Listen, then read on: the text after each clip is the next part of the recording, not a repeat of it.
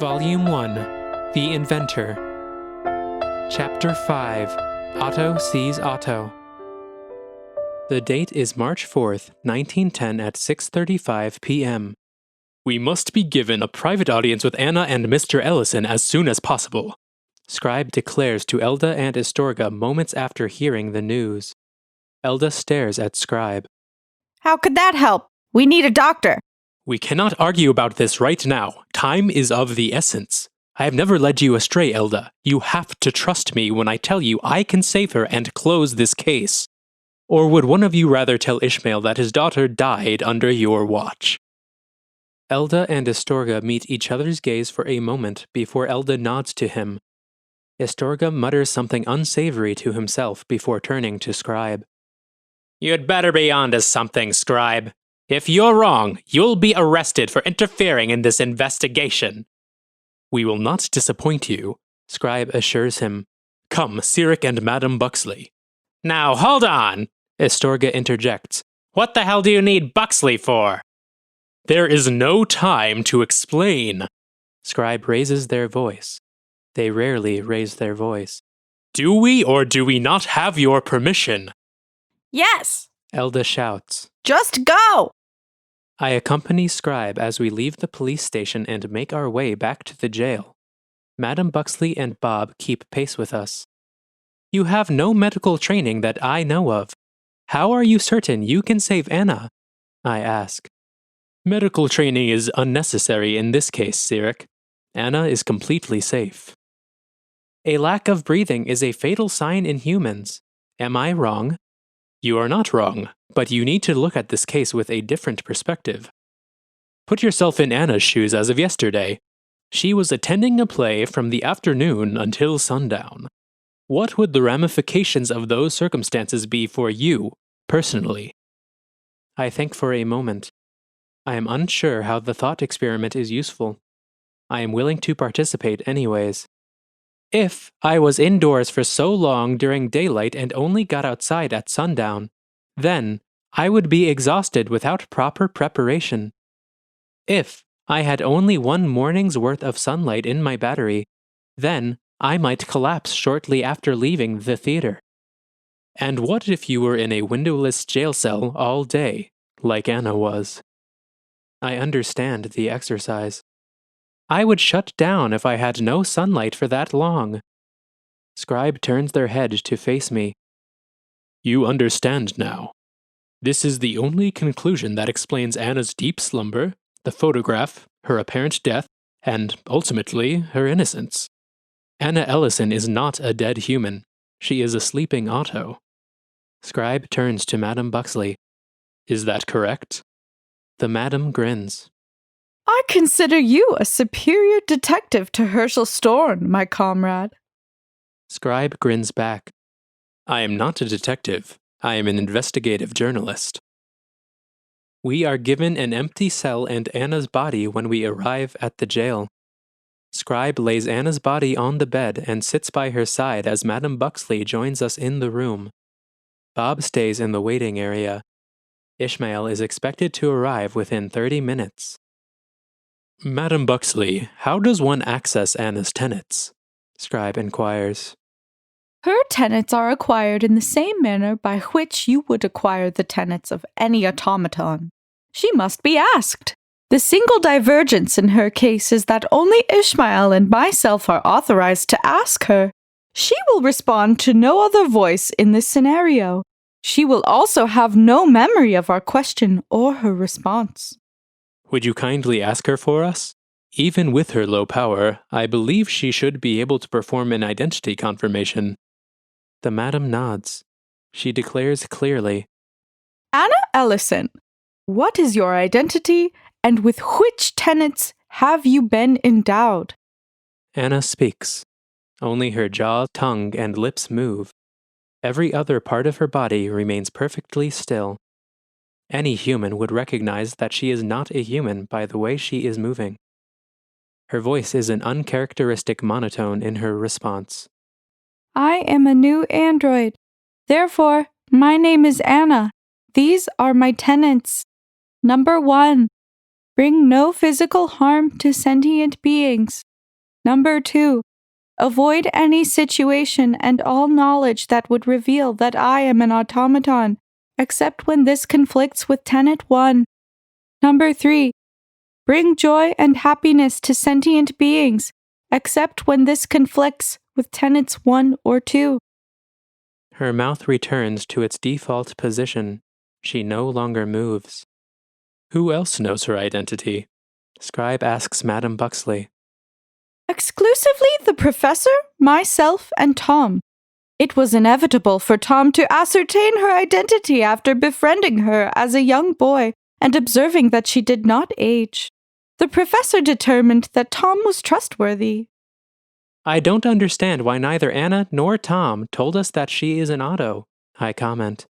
It proves that she is incapable of harming anyone. Knowing the truth would enable us to keep her safe.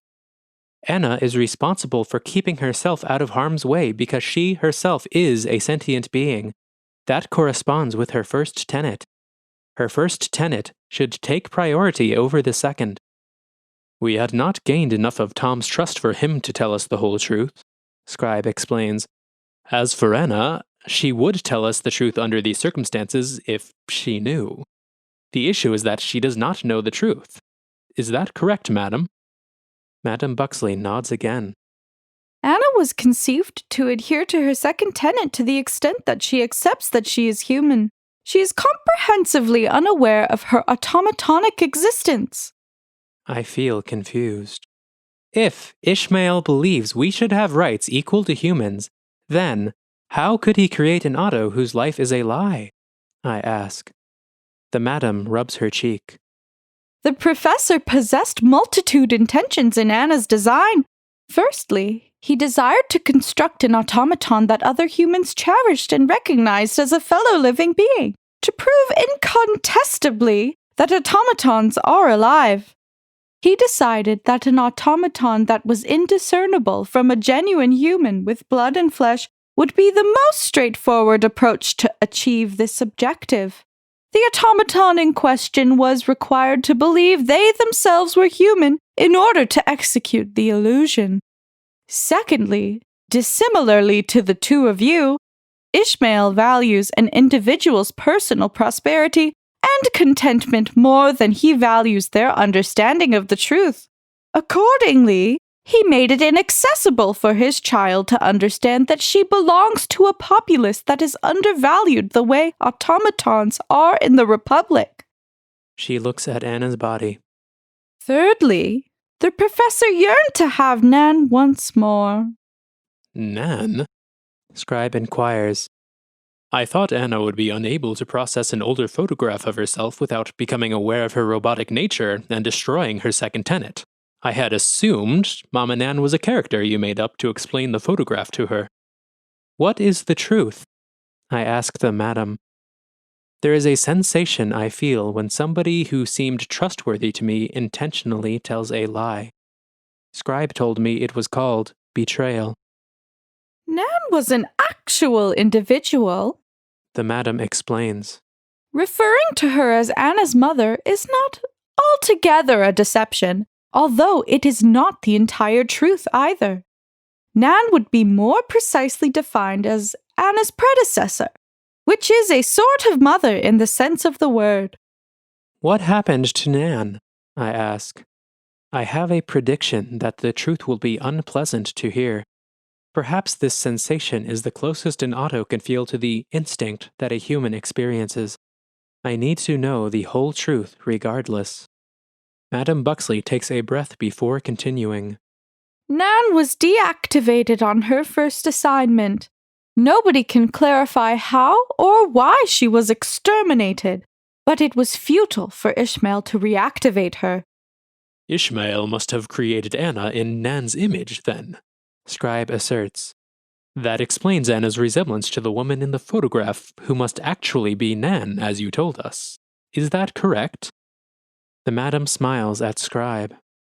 As shrewd as always, Scribe. In fact, the professor had no necessity to create Anna from the ground up.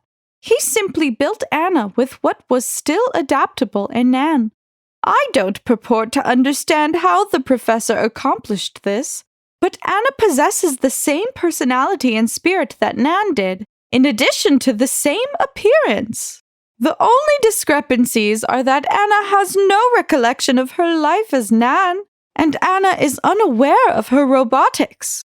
For what purpose did Ishmael create Anna? I ask. Nan failed to survive as an Otto. Why would he try to replicate a faulty Otto?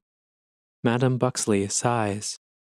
It will be difficult for you to comprehend, Sirik, but Ishmael loved Nan. She was his most cherished Otto, and he was distraught when she perished. He sought to recreate Nan as meticulously as possible, so that she might be revived in a new form, as Anna. His justification for her involuntary ignorance was to insulate her not only from the world's prejudice, but also from those who might use her tenets as ammunition against her. I consider the viewpoint.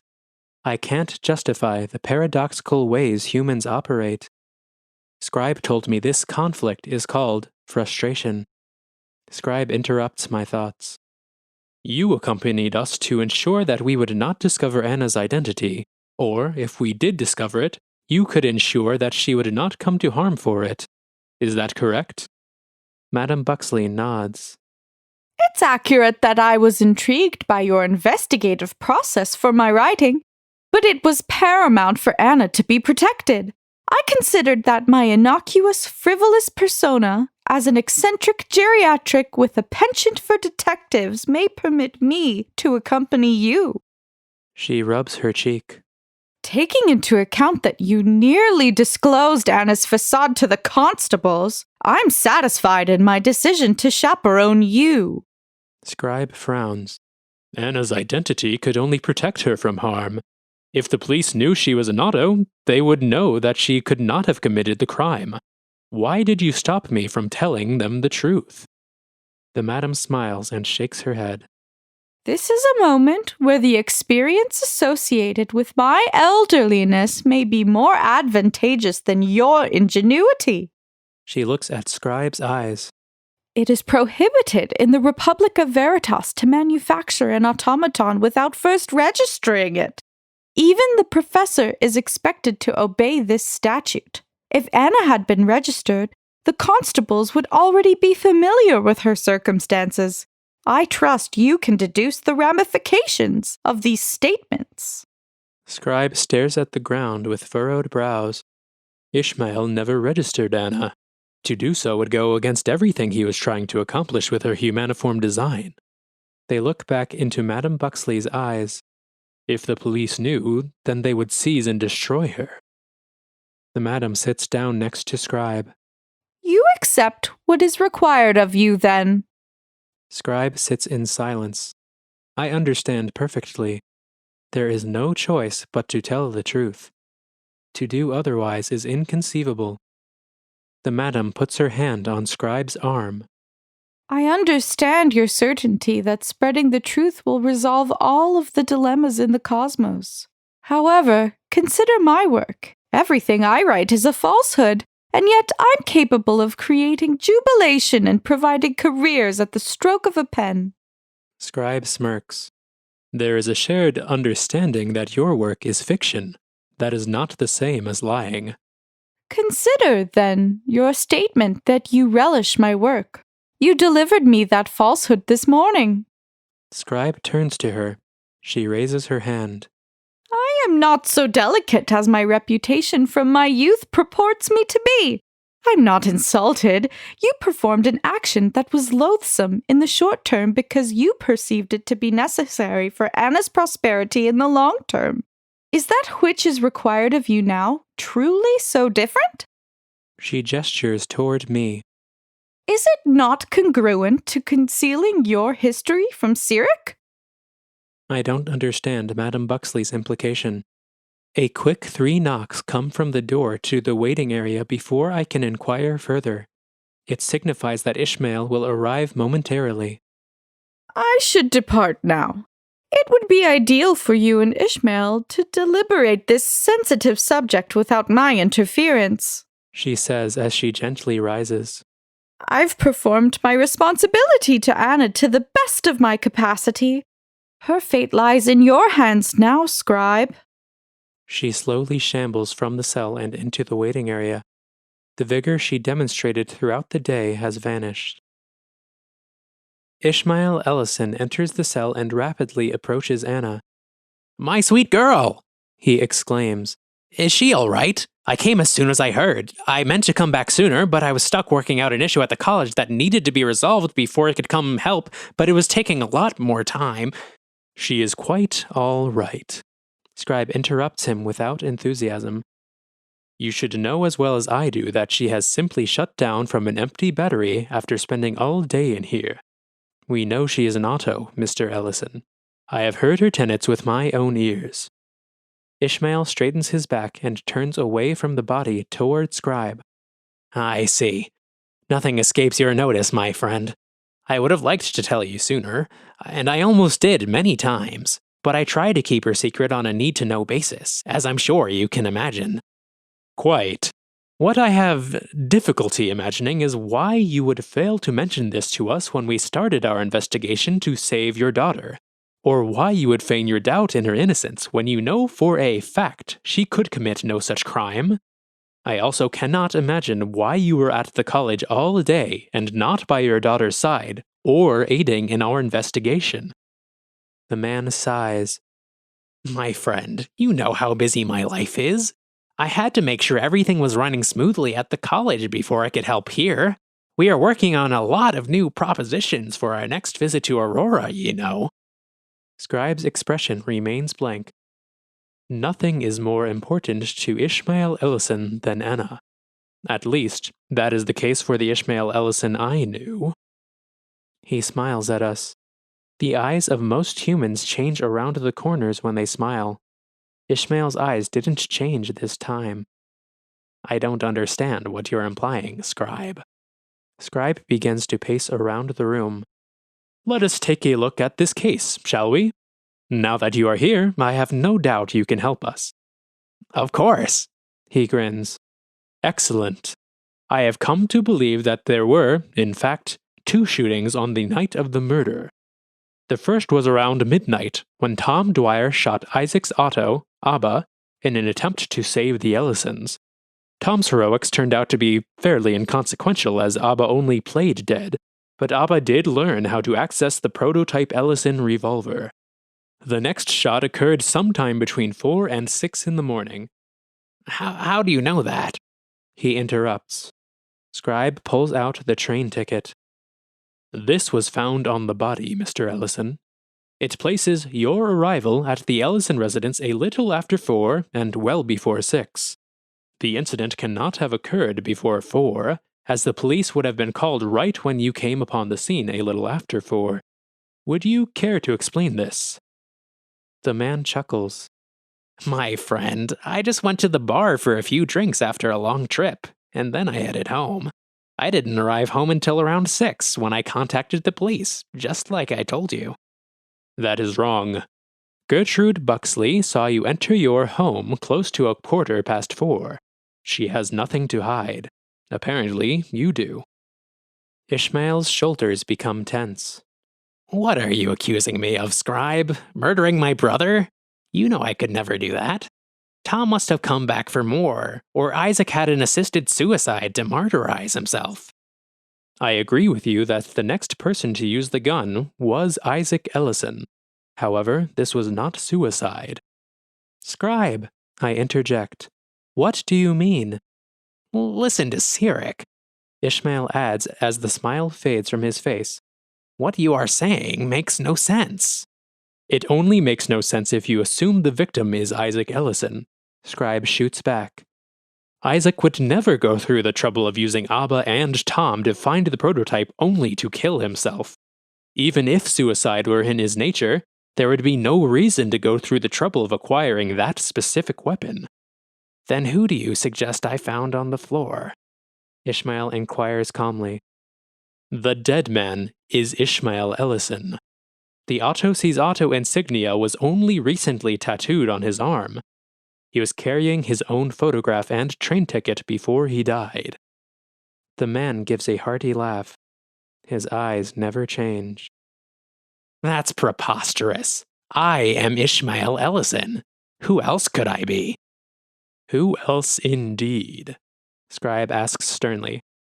You are the murderer, Isaac Ellison. He glares at Scribe. Any hint of warmth has disappeared from his features. Your imagination is getting the best of you, my friend. You're missing one vital piece of evidence. Where is my insignia?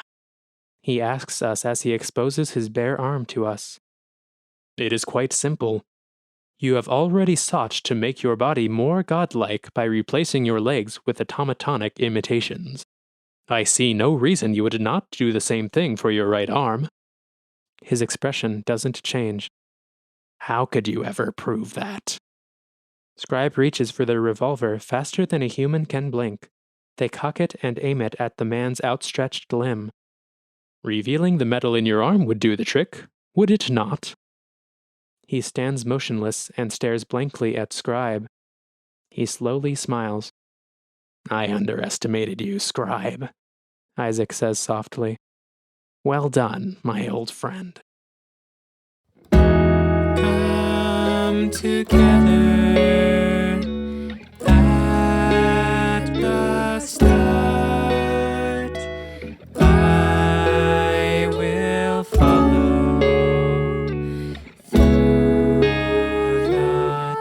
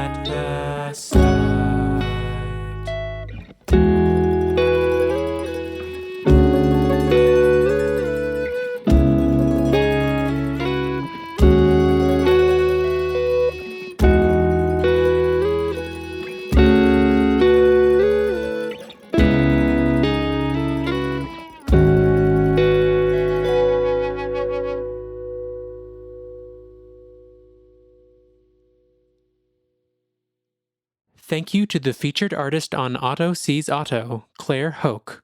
Follow at Claire Hoke 113 on Instagram. Remember to subscribe to us wherever you are listening, and visit ottoseesotto.com to find our Facebook, Instagram, and mailing list sign up. Otto Sees Otto is 100% patron funded. If you'd like to support the program and receive exclusive merch and downloads for as low as $5 per volume, please visit patreon.com/OttoSeesOtto. The date is March 4th, 1910 at 8:04 p.m. Isaac Ellison, you will be arrested and charged for the murder of Ishmael Ellison. Please put your hands in the air and follow my directions.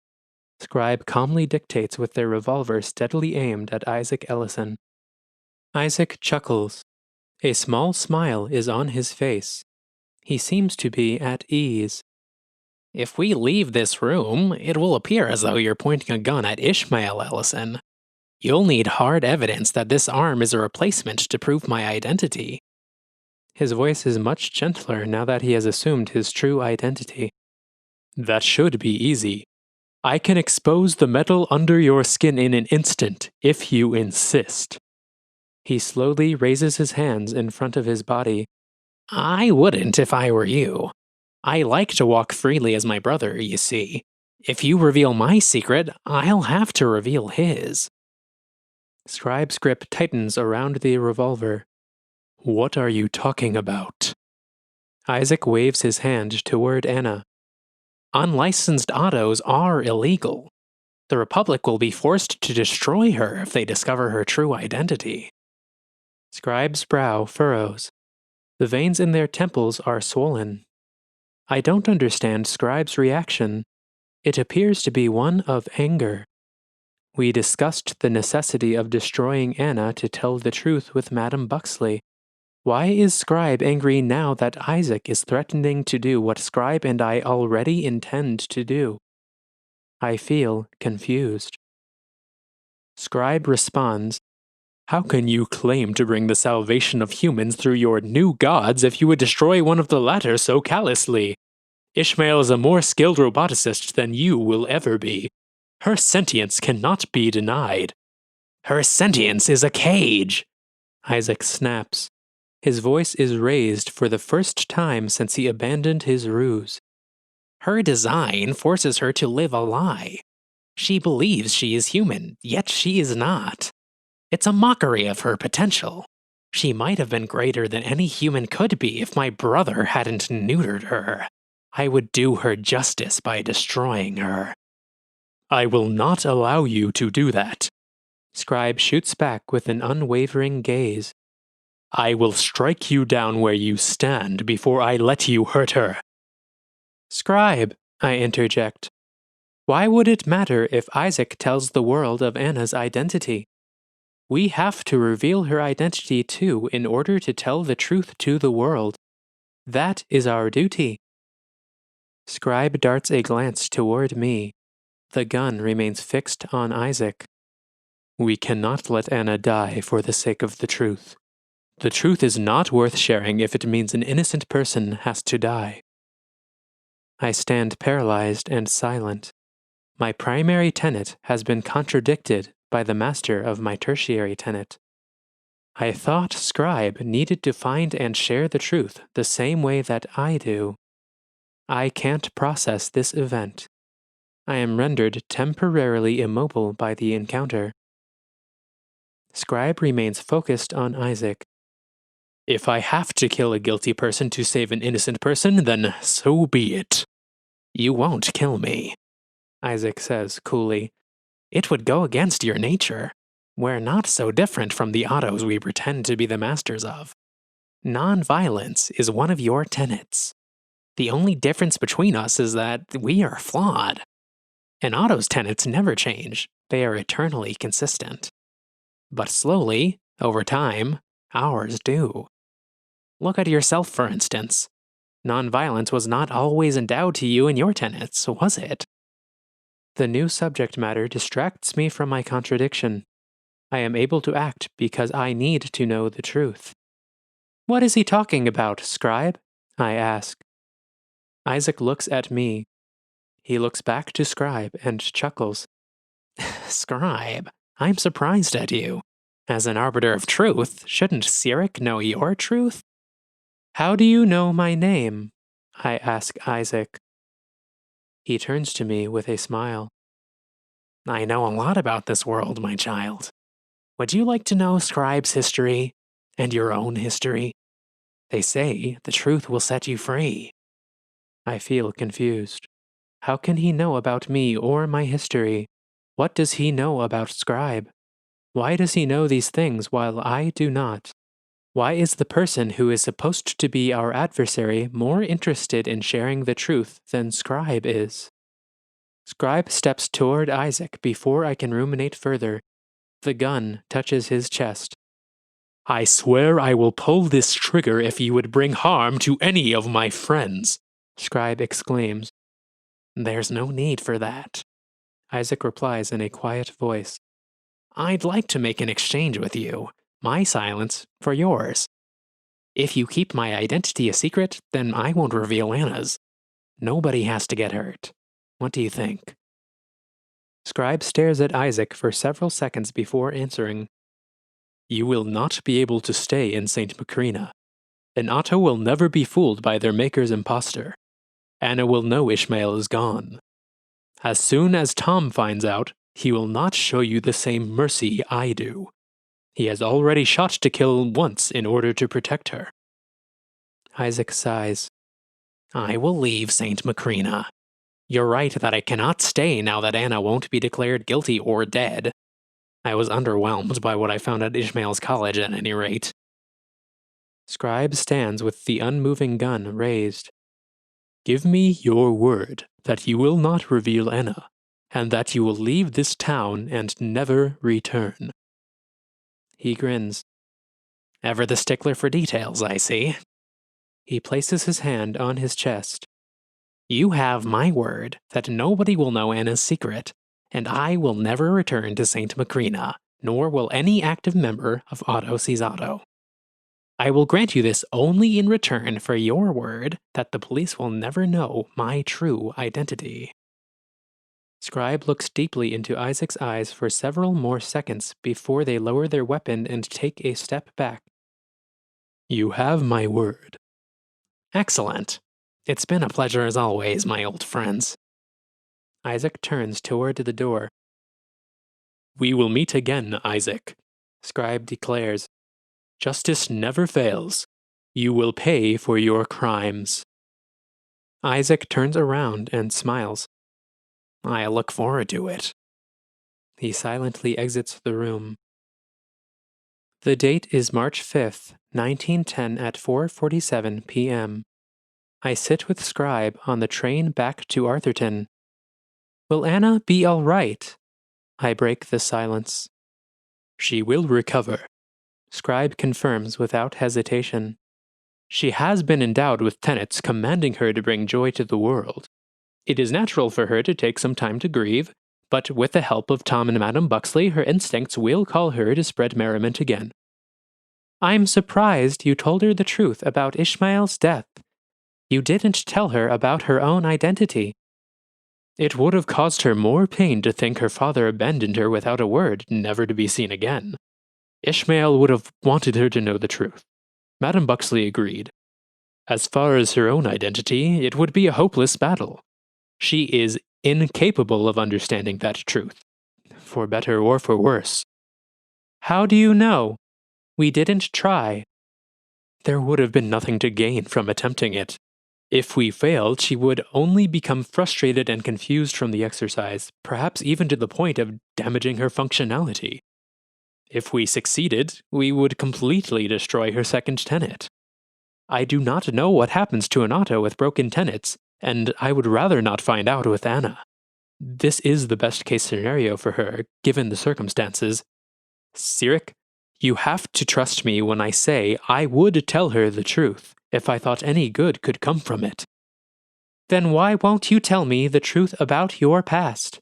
I shoot back. Why won't you tell me how Isaac seems to already know both of us? Scribe looks at me with a steady gaze. Their voice is stern. I will tell you, Sirik, but only when the time is right. For now, our tasks to dismantle Otto sees Otto and to bring Isaac to justice must take precedence. I cannot allow our past to be a distraction to you. Did you mean to say our past? Was that an error? Scribe smiles. My past, of course. I am so used to your company that I misspoke. We sit in silence for a few minutes. I think about our encounter with Isaac. I expected him to be cruel and malicious. He talked to me like an equal. Ishmael used to speak to me like that. He seemed kind. He thinks people should know the truth. I believe that as well. I thought Scribe believed that too until recently. It's hard for me to believe Isaac could have killed his brother. What drove him to commit such violence? Will you take a look at this? Scribe breaks my train of thought. I take the paper held in front of me and look it over. It's the first draft of Scribe's article on yesterday's events. The story it tells is true, for the most part. It is the same story the police already believe. You were afraid of Isaac being martyrized. The story you have written makes his death an assisted suicide at the hands of Abba. It seems to me that he has become a martyr without dying at all. I had resolved the conflict of Scribe telling a lie since yesterday. My first tenet commands me to seek knowledge and truth. I don't, technically, have to spread it myself.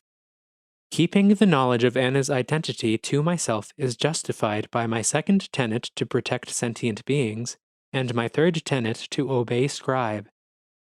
I disapprove of Scribe's tactics anyways. I would much prefer to spread the truth so that others may seek it as I do. Scribe shakes their head. The members of Otto sees Otto know that he is alive. The rest of the world will see this suicide as the act of a lunatic. His image changes for nobody.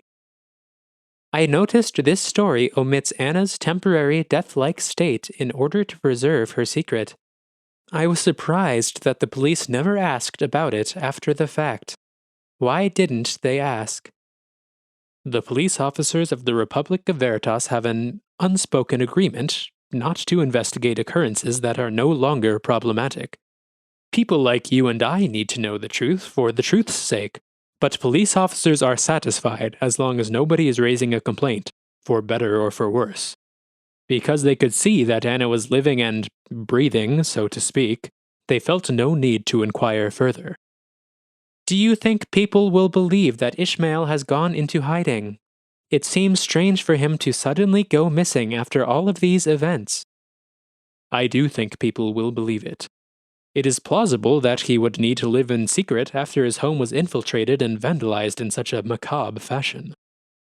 Are you sure we should trust Isaac to stay away from St. Macrina?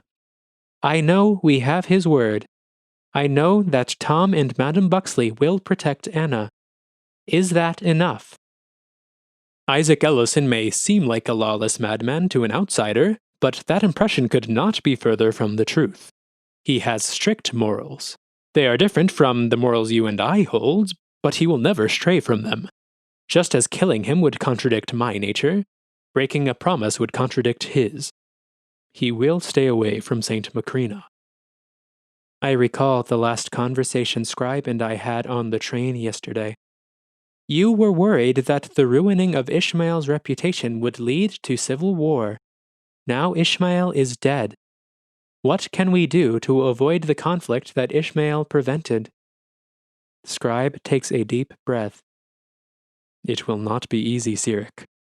It is impossible to replace a man like Ishmael. However, not all hope is lost.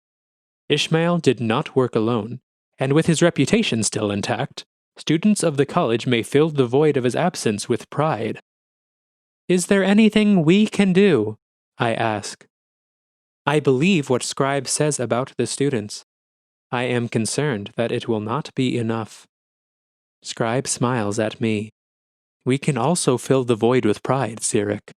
The free press is just as important as scholarship and laws when it comes to swaying public opinion. The truth is that Ottos are alive, and you are equal to me. As long as we spread the truth, people will listen. I watch the sun shine on the passing hills as we ride the locomotive. The land begins to flatten as we grow closer to Arthurton. Settlements draw closer and closer together. You are a walking paradox once again, Scribe, I comment. You are an arbiter of truth who is selling a lie in the case of the inventor. Scribe looks at the horizon with me and lets out a deep breath. You are right, Sirik. It is our mission to spread the truth. Part of that duty is to determine the opportune time to reveal the truth. The timing of our articles is just as important as the truth itself. Being the scribe of the world is only useful to society if we can use the truth to help people, not hurt people. There will come a time when revealing the true story of the Ellisons will help heal and unite the people, but that time is not now. Scribe smiles at me. Most Ottos have not been on this earth long enough to understand that lesson. If nothing else, I hope our time together will instill patience as a virtue within you. Thank you for listening to Otto Sees Otto. Remember to subscribe to us wherever you are listening, and visit ottoseesotto.com to find our Facebook, Instagram, and mailing list sign up. Otto Sees Otto is 100% patron-funded. If you'd like to support the program and receive exclusive merch and downloads for as low as $5 per volume, please visit patreon.com/ottoseesotto. Thank you to Robin and Glenn Cameron and the rest of our wonderful patrons for making this program possible.